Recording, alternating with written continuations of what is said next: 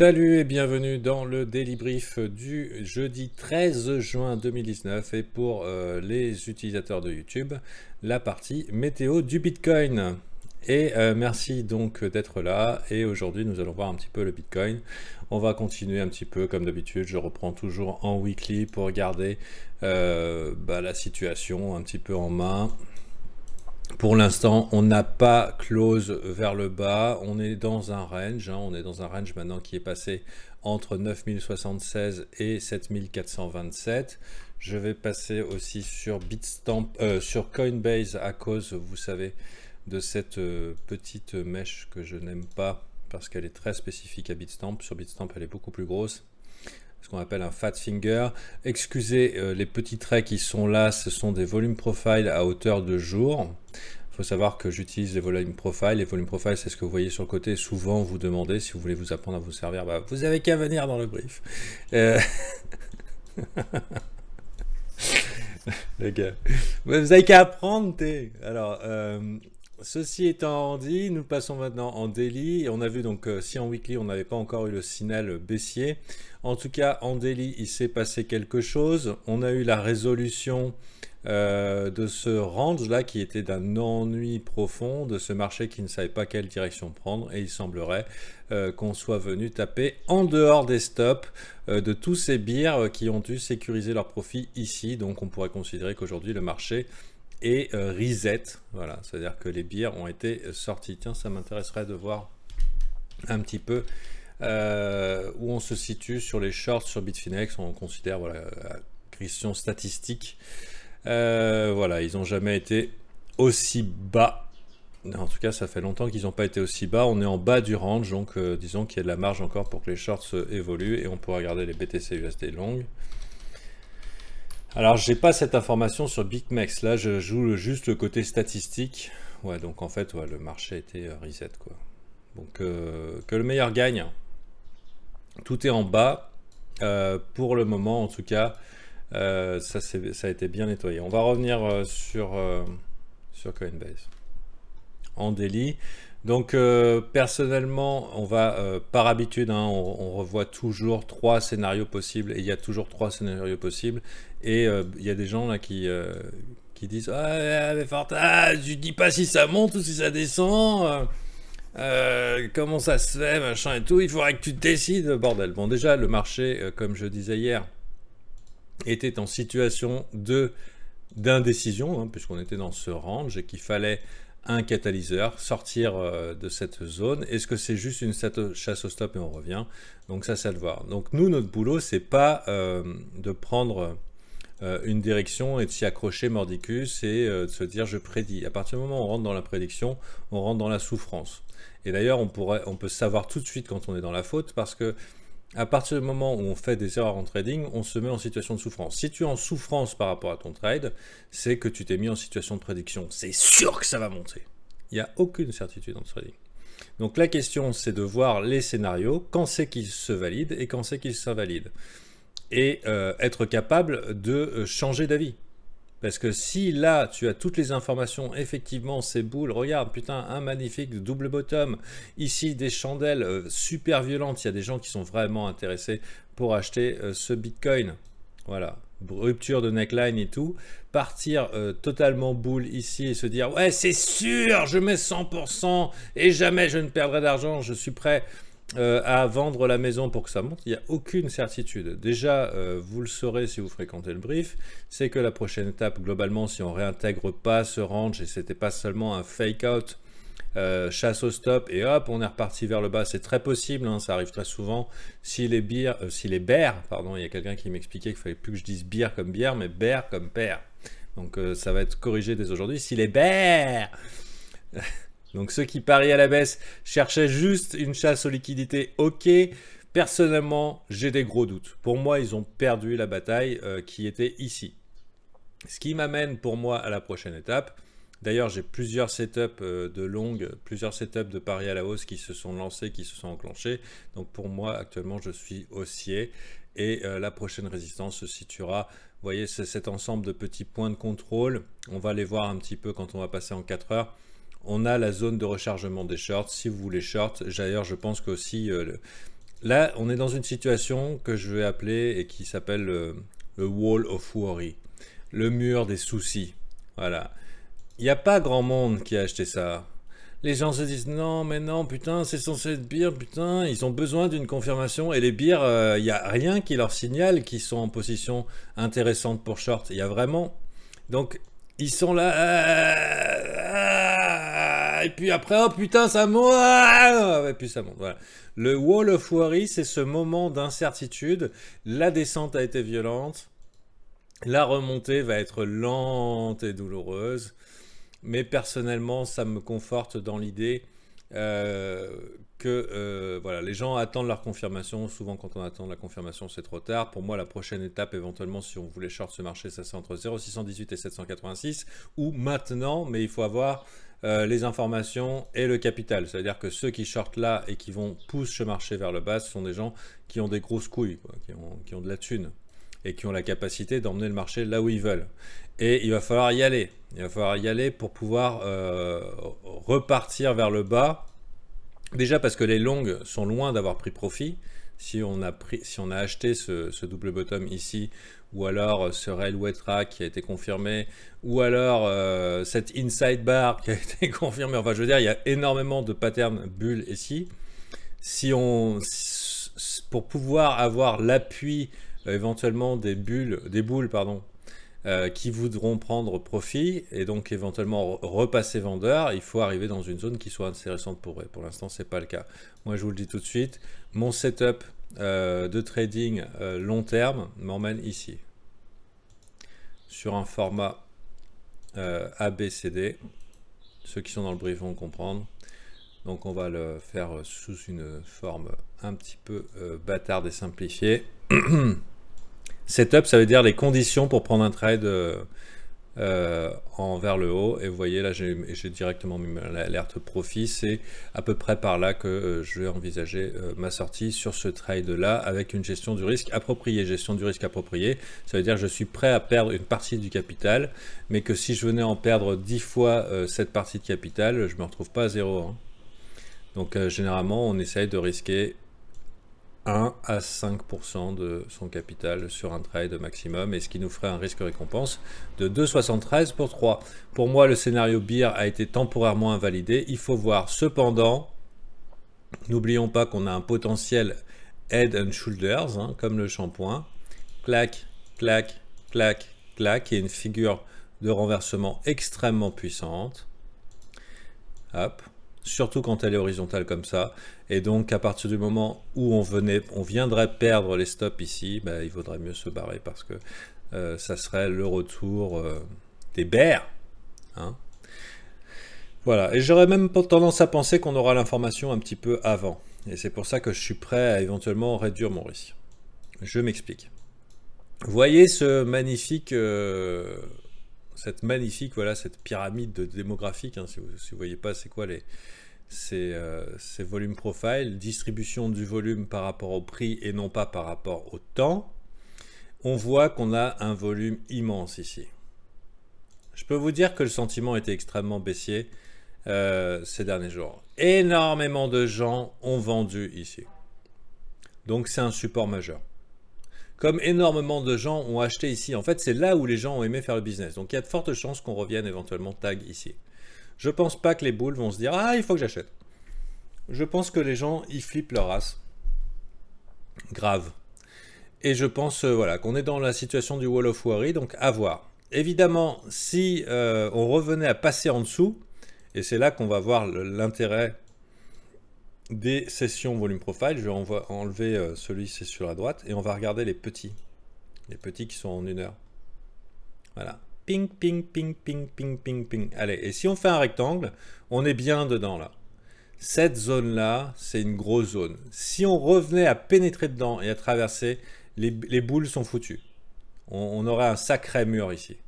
Un sacré mur psychologique et un sacré mur, et là il y a aussi ici. Deuxième étape. Donc ça va être 2 zones éventuellement de gros supports, grosse résistance, parce que des gros volumes d'échanges qui sont dans ces zones-là, dans ce long combat qui, à mon avis, vient d'être gagné par les boules, malgré le fait que donc qui vient d'être gagné à la hausse malgré que les gens soient un petit peu en disbelief et qu'on va progressivement monter le wall of worry, le mur des soucis. On va repasser en 4 heures, on va regarder quand même le momentum. On constate que le momentum est passé bullish avec un magnifique W, plus haut sommet, plus haut creux sur le MACD, donc c'est plutôt encourageant. Les volumes sont venus, on n'est pas en divergence de volume et on voit que la conviction n'est pas forcément là chez les bears, donc ceux qui parient à la baisse. Et j'ai bien dormi cette nuit, c'est pour ça que je suis particulièrement de bonne humeur. On voit aussi que l'OBV, on va virer les volumes. OBV nous a fait une structure. Est-ce qu'il nous a fait une structure? Bon, ça c'est un... Ouais, il est venu au contact, quoi. Pour nous faire un méga double bottom. C'est plutôt bon signe. Bon, je peux pas dessiner sur l'OBV. Et on est au-dessus de l'EMA 13. En tout cas, voilà, c'est plutôt... On attend quand même une petite confirmation. Ça serait bien qu'il nous fasse pam, pam, pam, et ça repart. Pour l'instant, bon, on comprend l'hésitation. Pour moi, voilà, c'est... On cherche actuellement des occasions d'entrée. Il faudra regarder le biais institutionnel. En 4 heures, on a croisé les EMA s'écartent. On va regarder un petit peu en daily. Le biais institutionnel, EMA 9, EMA 18. On a croisé les EMA s'écartent. Actuellement, upside is the right side. En tout cas, c'est mon avis. Mais je suis prêt à changer d'avis et je commencerai à me poser des questions si on venait à perdre cette zone. Ça ne voudrait pas dire que je prendrais un short. Si on venait à perdre cette zone, là, je commencerai à être particulièrement nerveux. Si on venait à perdre ces chandelles ici, vous voyez les corps de chandelles, ce sont des prix qui ont été défendus, donc normalement si on venait à taper là-dedans, ceux qui ont voulu acheter à l'infini des bitcoins dans cette zone et protéger le prix, normalement seraient très intéressés pour continuer à faire pareil. On voit vraiment qu'il y a des... Voilà, ces mèches qui sont là sont indicateurs de gens qui refusent que ce marché descende et qui ont posé globalement un plancher. Par contre, si on venait à perdre là, je sors. Garantie. Voilà.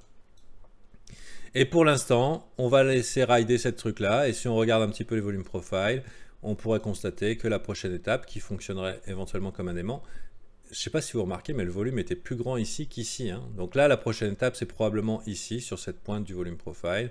Grosse zone de business, grosse zone intéressante et qui correspond à notre zone de rechargement de short éventuellement. Si on venait à faire un M, donc un double top, avec un plus haut sommet ici par rapport à là, plus des divergences, et bah dans ce cas-là, on pourrait éventuellement dire ok, c'est parti vers le bas. Les boules n'ont aucune chance. On est parti sur un triple top et puis hop, YOLO vers le bas. Et on aura l'opportunité d'achat d'une vie éventuellement sur le mois d'août, septembre, octobre, jusqu'à janvier, février. Et puis après, on regarde un petit peu comment ça réagit par rapport à la weekly. Et dans ce cas-là, notre grosse zone d'intérêt va être la MA 200. Qu'il faudra certainement pas perdre. Et la meilleure opportunité d'achat qu'on pourrait avoir sur le Bitcoin, ça serait un retour vers la MA 200. Ça serait toujours bull. Hein. Vous voyez, elle est loin. Hein. Vous voyez comment elle a été rejetée là, avec une méga structure super bull. On revient par là, on fait ça là. Bah là, vous appelez la grand-mère, papy, et, bah, vends ta maison en viager, on achète du Bitcoin. Voilà. Pour l'instant...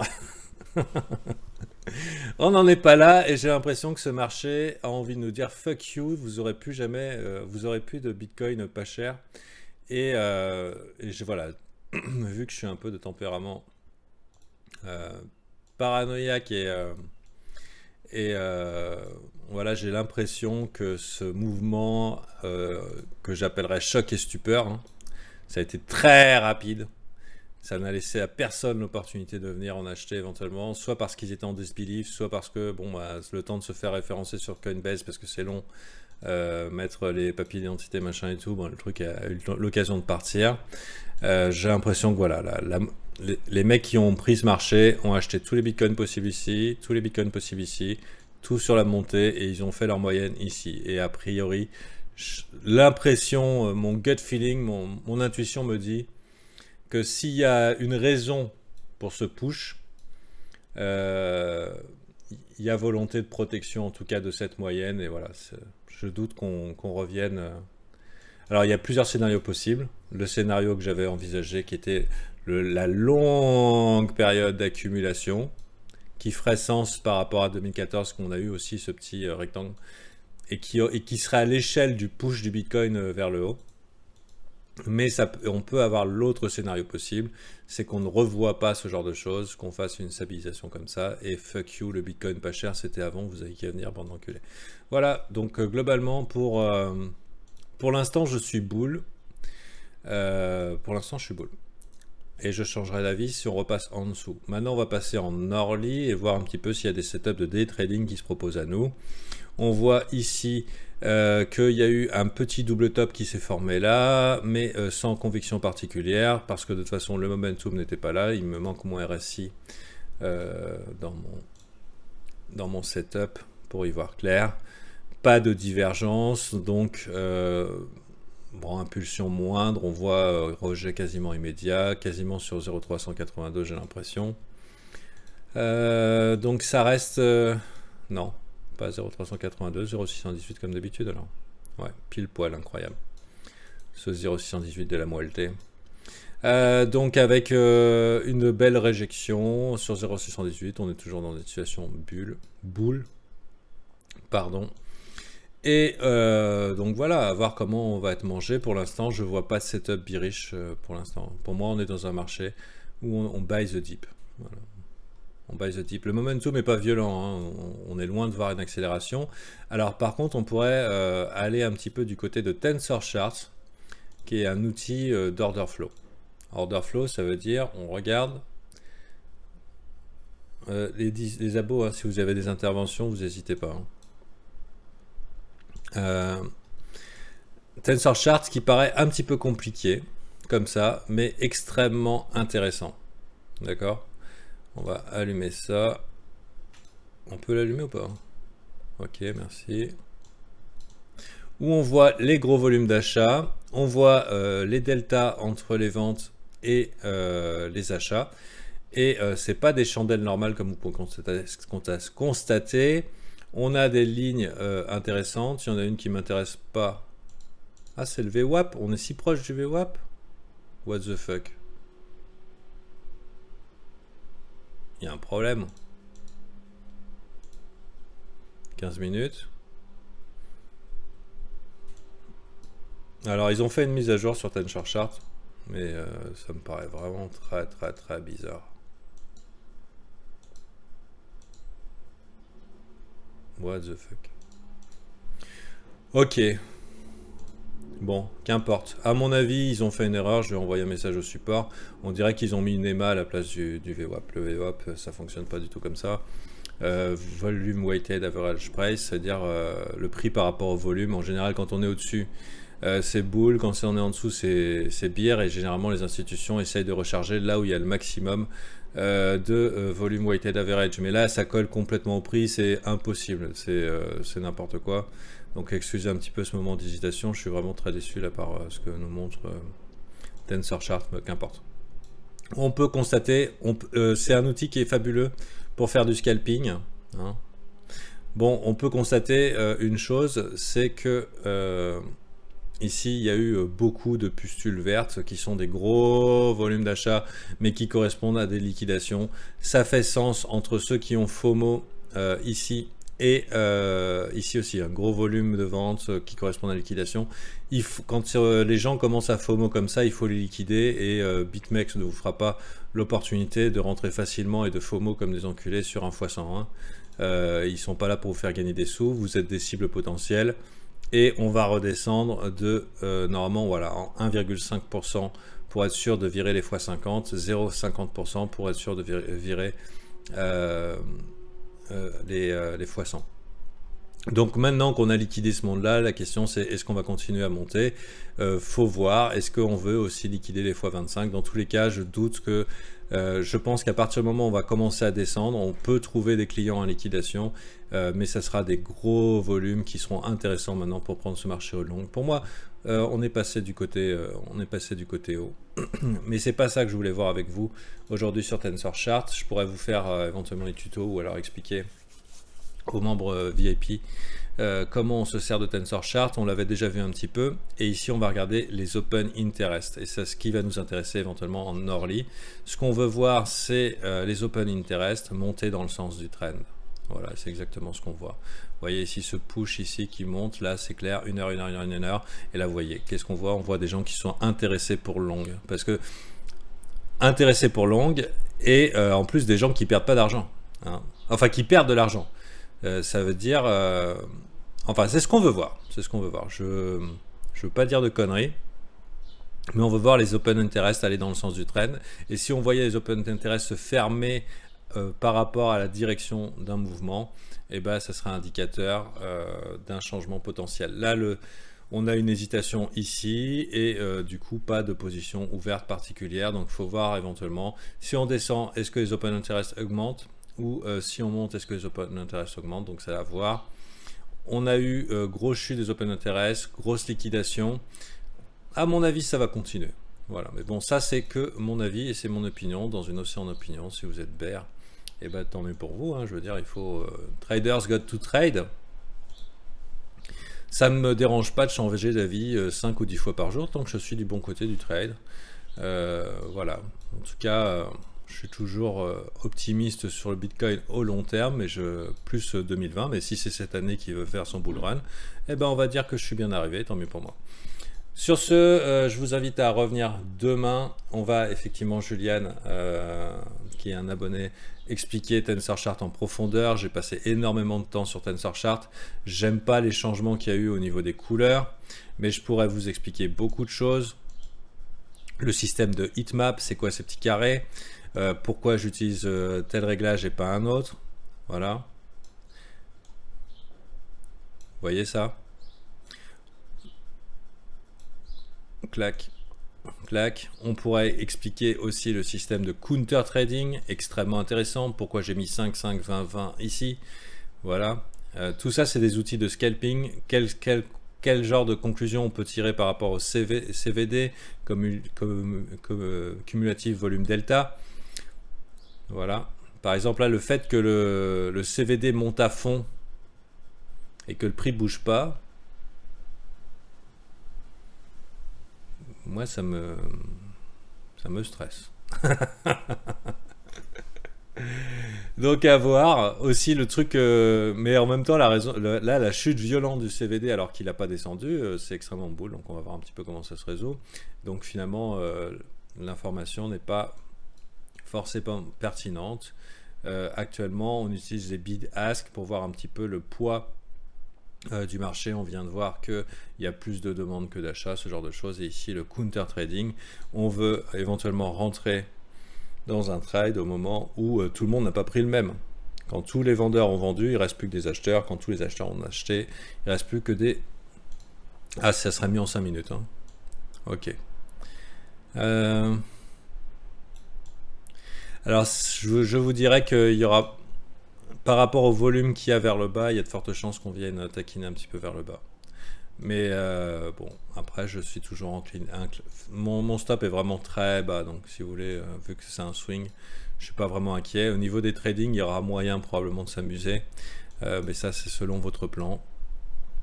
Voilà. Hop. Pour l'instant, en early, on est au-dessus des matrices qui fait comme support. Donc voilà, c'est pour le Bitcoin. Démerdez-vous un petit peu. Moi, j'ai pris mon camp. À vous de voir. Voilà. Et on va voir maintenant avec les requêtes qu'on va voir aujourd'hui. On va pouvoir faire une analyse sur GNT et WAN, WAN. Et on va faire aussi un petit laïus sur comment les professionnels peuvent identifier les stops et est-ce qu'ils peuvent le faire. Voilà. Et on va évoquer des choses comme le trading quantitative et aussi des outils comme TensorChart ou alors Scalping Jedi pour identifier ce genre de trucs, les liquidités pool, mais aussi pour les identifier de manière visuelle, parce que c'est relativement clair en fait. Voilà. Et ben, je vous souhaite un bon trading, de vous améliorer. Je vous invite à nous rejoindre sur le Discord, c'est gratuit. Vous avez le descriptif soit dans le petit commentaire que je laisse sous les vidéos. Si vous voulez commenter les vidéos ou participer à la communauté, il n'y a pas le choix, c'est sur Discord, c'est comme ça que j'ai décidé. Parce que je trouve que c'est beaucoup mieux de pouvoir interagir avec les gens, leur répondre en temps réel, je suis quasiment là toute la journée.